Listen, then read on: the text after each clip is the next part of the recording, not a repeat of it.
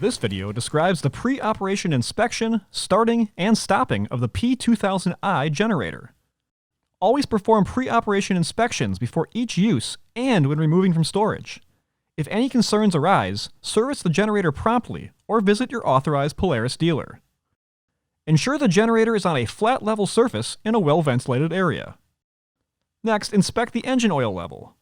Begin by loosening the two maintenance cover fasteners, pivot the cover out, and remove the cover. Next, clean the area around the dipstick. Unscrew the dipstick, and wipe clean. Reinstall the dipstick into the filler neck and screw it in.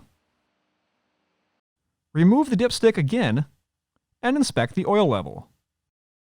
Add oil as needed, with the included funnel until oil reaches the upper mark on the dipstick. New generators will be shipped without oil. Reinstall the dipstick and wipe up any residual oil. Also reinstall the maintenance cover by aligning the two lower retaining tabs and pivoting in to align the mounting holes. Then install the two cover fasteners and torque until fully seated. Next, move to the fuel system and begin by removing the fuel cap. Then carefully add fuel as needed. Do not fill above the upper fill mark and use caution when handling gasoline. Once complete, reinstall the fuel cap and tighten securely. Next, inspect the exhaust system for leakage. Tighten or replace the gasket if needed. Also remove any debris from the generator, especially near the hot exhaust system. After completing the pre-operation inspection, you can now start your generator. Ensure all power cords and extension cords are unplugged from the generator.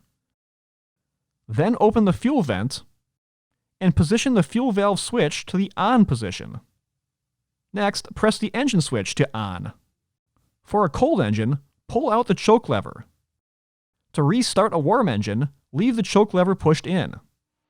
Next, lightly pull the starter recoil grip until resistance is felt. Then pull firmly out and return it gently to prevent damage to the generator. Once running, push the choke lever back in if needed. Repeat this until the generator has started. In case of emergency, turn the ignition switch to the off position to stop the engine.